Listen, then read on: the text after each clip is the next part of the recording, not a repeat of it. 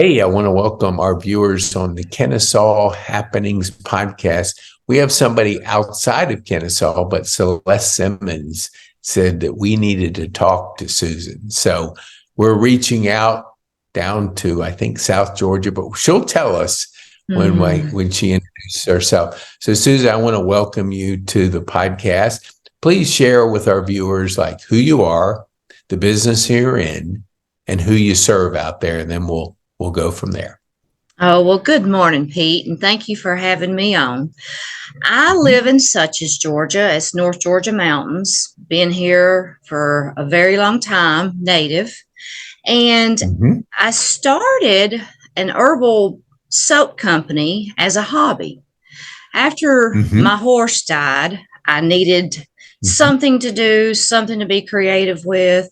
So a next door neighbor of mine came over one day and said, "Hey, Pokey, let's make lye soap." And I said, "Sure." Always wanted to. Always loved how the pioneers back in the day did their own medicine, did their own soap, did their own food, lived off the land, same as my great grandparents up here. So we started doing just lard lye soap. And then I said, "Mona, let's play with herbs." And she's like, "What are you talking about?" And I said, "Well, God put herbs on the earth for us to use as medicine, as food. Why not incorporate it with the skincare?" People seem to forget that the skin is the largest organ, and whatever you're putting on it, washing with, is getting into the system. So why not do a healthy measure and incorporate skincare with herbal products, plus the natural oils that God has actually put on the earth for human to use? Pretty simple. The commercialized soaps, if people would stop and look at the ingredients that's in your shampoos, your conditioners, your soaps, your lotions, your creams, synthetics. And synthetics is not a healthy way of taking care of the largest organ. Simple, very simple. What would you say, Susan? I'm curious, like for our viewers to kind of understand your journey. How long ago was that your horse passed away and you started doing what you're doing as a hobby? Well, he died around 10 years ago, and it took, when I first started this, I was doing for family, just, family, a hobby. And then as I was working for a gastroenterologist, one of the head nurses at the hospital is like, "Susan, you may have something going on here. You might want to think about going a little bit further." And I was like, "Oh, please, no. But lo and behold, when I started passing out as gifts and when I started handing them out, people wanted more. More people wanted more. And I'm like, whoa, hang on just a second. And then the more research that went into building the business as it is today, we've expanded because of the commercialized products, the carcinogens that's in the personalized products out on the commercial world. You got to thinking, and it's like, okay, so it just slowly started into having a business. And it's like the grannies that's produced. The herbs that's in the grannies, it's a known fact. It's been proven time and time again. If you get bee stung, if you get burnt, if you get cut, if there's any affliction of the skin that causes pain, it will take the pain away. It actually draws, if you get bee stings, it will actually draw the toxins from the sting out of the body. A good friend of mine. I'm curious. Just not to interrupt you, but just so our viewers have an understanding, did you start with like one soap? Was it there? Take us back to that beginning part where you're trying to formulate and put this together, and it's a hobby. Was there one that kind of connected with your consumers? Well, when Mona and I started doing the baseline of the soap, it took us actually 6 months to formulate what we considered an all-around blend for men, women, children, babies, it doesn't matter. And then we started developing a little bit more. And when I brought it to the studio, I just dove in. I started really reading about the herbs, the oils, what condition will help with psoriasis, what condition will help with eczema, acne. You've got teenagers that has acne. What can help from A to Z for men, women, and children. So when we actually started out, we kind of started playing with the fragrance, and I started backing up going, no, I don't want a fragrance in here because of the chemical. I'd rather play with an herb. I'd rather have bentonite clay, activated charcoal, oatmeal and honey. Just the soap line that we have out has got a reasoning behind it. Say, okay, patchouli, it has got several constituents in it that helps heal up the skin. And when I had shingles 9 years ago on my face, I washed with the patchouli soap, did not rinse it. I'd let it dry on the affected area, and then I'd add the grannies on, and what the grannies would do would stop the pain, stop the itching.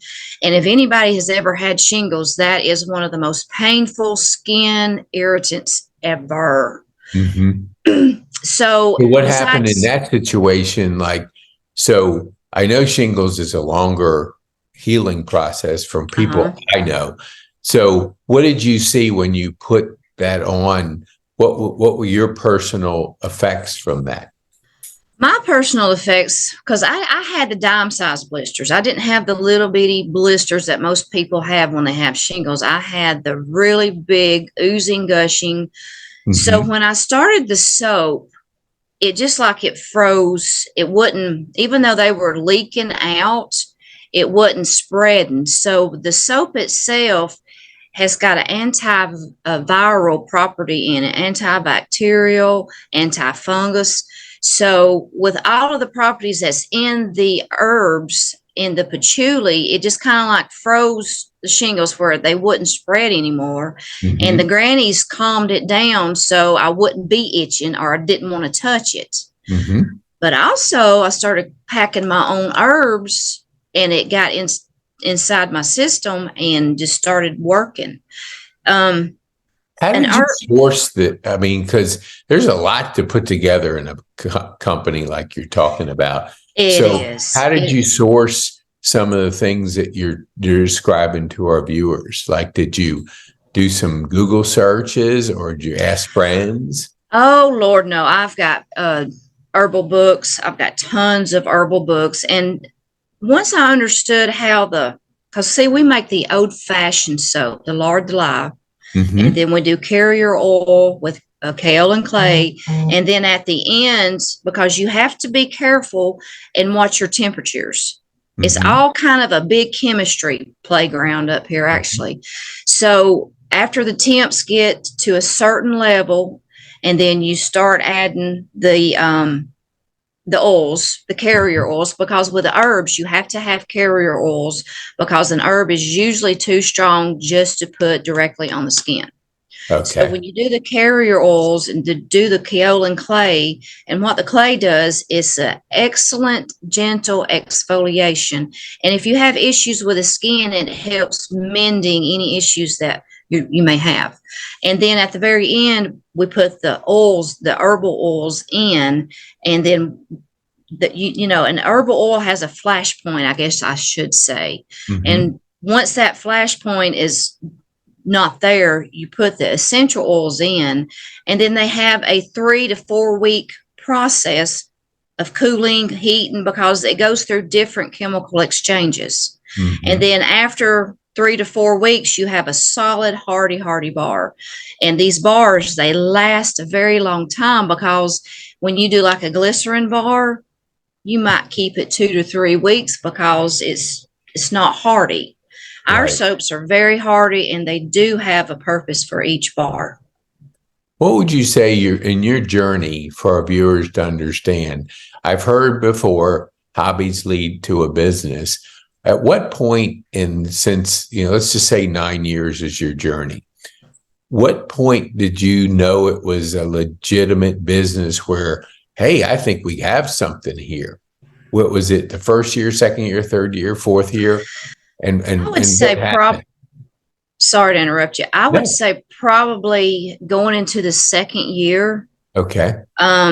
Because the more people that the whole point of this business is to help people, is to educate people about, please be careful with what you're washing with, what deodorants you're wearing, what shampoos you're using. The more research that people can get in and understand that you want to have a healthy skin no matter what. That is the largest organ. And so I got into this business to help people.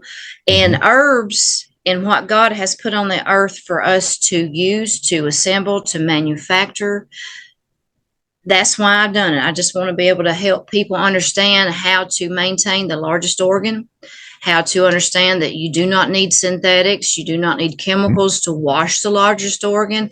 And actually, if people want to go back and do their own research, back in 1937, 38, 39, in that time frame, that's when the herbal medicine that the pharmacies used to use was pushed out. And that's the time frame that when sulfates was put into our soaps. Now, sulfates was actually created to wash a car motor. Now you stop and you think, that probably doesn't work the same as on skin. No. And what it actually does, your body produces its natural oil. And that's the way our body sheds. Every day you have cells that die and they just shed off your body. And that's a lot of the oils that your body's producing is pushing them out. Okay, so when you put sulfate into soap, sulfate actually gets in the skin, dries out the natural oils that your body produces, and then it starts a havoc. I mean, it's like a domino effect. Dried skin, dehydrated skin's number one cause of wrinkles, bottom line. The doctors say, oh, drink water. Yeah, you need to drink water, but if you're putting a carcinogen and you're washing your body in a carcinogen, you're drying your body out. Bottom line. And so, and then it starts, okay, you get wrinkles, you get, psoriasis happens, even though a lot of times psoriasis and stuff like that happens from the gut and is working from the inside, working out. So there's a lot of, and I'm not no doctor. I want to get back to really to help our viewers, because they always like a journey like you, like Celeste shared with me, that I needed to talk to you and have you as a guest. What, in that 9 years, did you have? Oh, there's an order coming in. Sorry, hang on just a second. That's okay.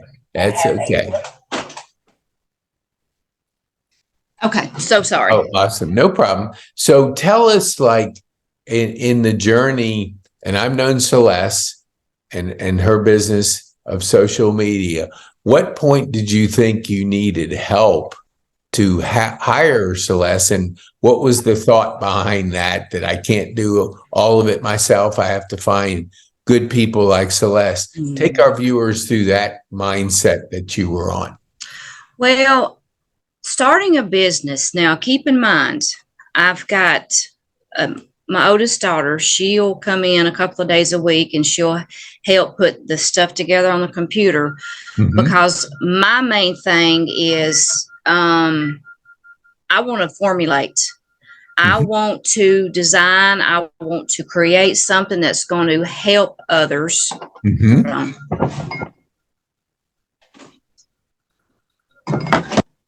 So I want to help others, but I don't want to be stuck on the computer. And we go to shows, we do festivals, but getting on the social media is where, it's growing. From the social media, it's growing from going to the shows, but Instagram, Facebook, Google, TikTok, all these other, I wanted a wider range to help people to understand what's created here and how healthy it is for the skin.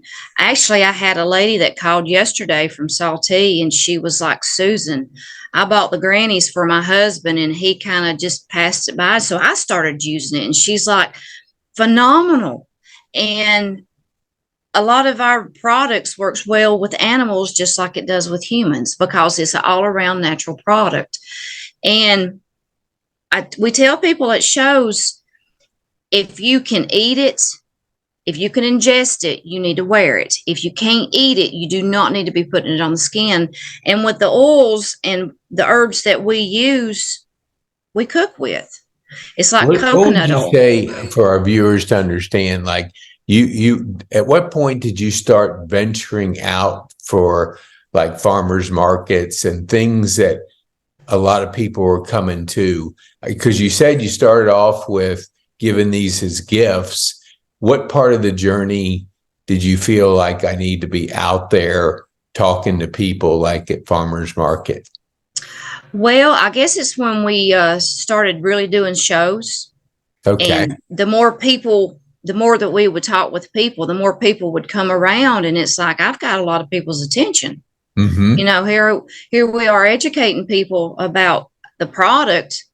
And then once they're like, you know what, I've been reading about the products, about commercialized soaps and especially deodorants. And a lot of people are really getting educated of what not to use. And when, I'm not going to lie, when the money kind of started rolling in, it's like, I could do a business out of this. I can make a halfway of a decent living, I hope, but I can really help people because, I mean, you take a baby for an example.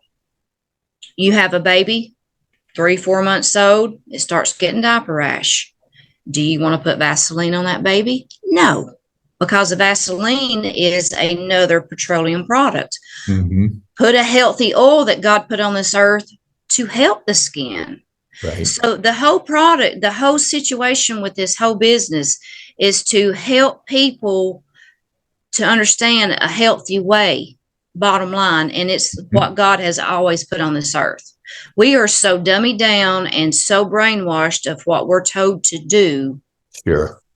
And it's like, let's, you know, just so our viewers have I'm really curious about your mindset shifting from a hobby to a business that's supporting you and your family or whatever, wherever you are there. Did you because entrepreneurship is an evolution of growing and getting Mm-hmm. better, because you probably see yourself today different, obviously, than you were in the business several years ago. So what do you do for our viewers to understand that have a hobby and they want to make a legitimate business? What would you recommend to them? Like what kind of things did you do to move from hobby to business? having a huge passion of wanting to help people, wanting to, I think God has really instilled in me about the herbs and just having a passion of mending people, taking care of people, healing people. And I'm not a medical doctor by no means, but with the skincare that we've produced, that's just another form of healing people. Mm-hmm. I'm going to tell you a quick story. We were down in Gulf Shores for a week vacation. Mm-hmm. There was a guy that was sitting in the restaurant, and him and his wife was speaking about their child. She had diaper rash to the point of she couldn't hardly wear diapers because her skin was galded so bad. And my husband was sitting across from me, and he's like, oh boy, I see that look. And I'm like, what? He's like, I know what you're fixing to do. And I'm like, okay. And I did what he knew what I was going to do. I went over there and said, hey, I've got some granny salve. I want to give this to you and put it on your child. Mm-hmm. The next day they text me and said, stuff's amazing. Thank you. My baby has actually slept one good night because she was so galded. Mm-hmm. You know, and that was my passion for the business. I mean, I really want to be able to mend and help people. And if people have a hobby and they have a passion, go for it. Don't let fear stop you. What would you say to our viewers that say, and I don't know the price of your products. I'm listening and I'm understanding the things that you're doing to put products different than what we find in the commercial market. Do you have people saying, "Oh, Susan, that's expensive"? And if they do, what do you tell them? That's kind of funny question, because everybody that knows me and everybody that knows the products tell me you're selling it way too cheap. And I'm like, okay, number one, I'm not a rich person. And just because I don't have $1 million sitting in my bank account doesn't mean that I don't need good products as well. Skin. I mean, skin's the largest organ. So, I've had a lot of people tell me you're selling it too cheap, because it's so highly concentrated that a little bit goes a long way. And like I was saying before, the soaps are very hardy. They last way over a month, and it is what it is. So it's not, I need to raise prices, but like I tell people, I think about people like me.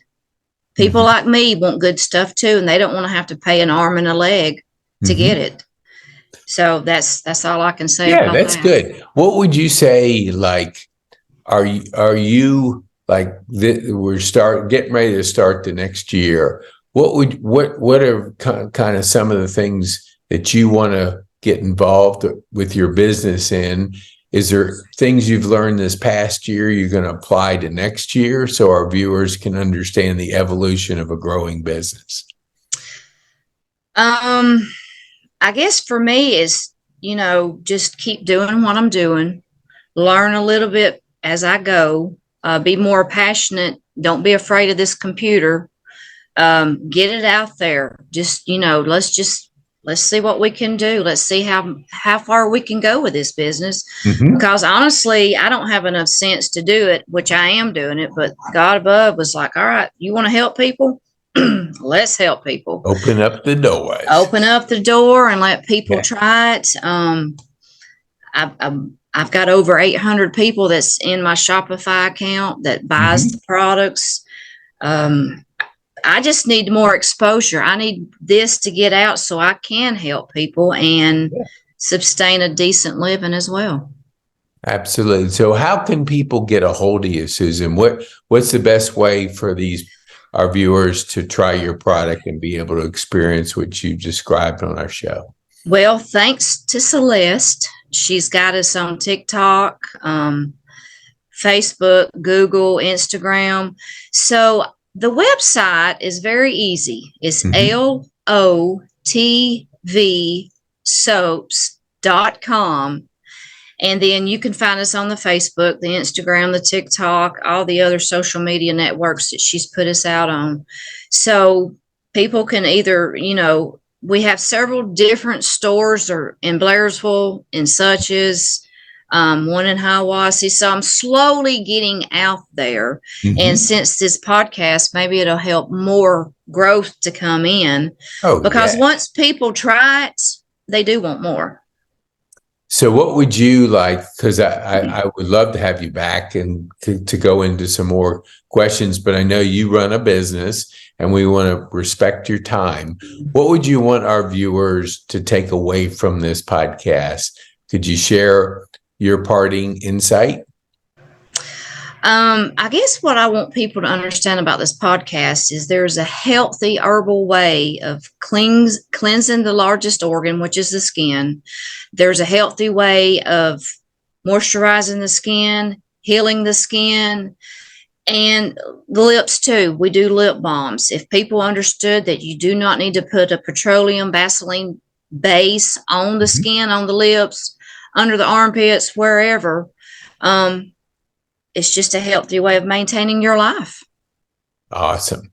Well, Susan, I know we'll put some links in the show notes for our viewers to be able to get a hold of you, and whether it's the Shopify link, the website, and information that they can get a hold of you to be able to try the products. And just understanding the basic principle, our largest organ is important, because what we put on our largest organ does affect how our body responds to it. It really does. It really does. I want to thank you, Susan, for being a guest on our podcast, and also can't thank Celeste enough for telling me, hey, you got to talk to Susan. So thank you, Celeste, for bringing us.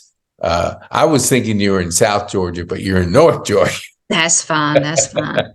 Yes, Celeste, she's been a very good helping hand. Yeah. Her and my daughter work very well together.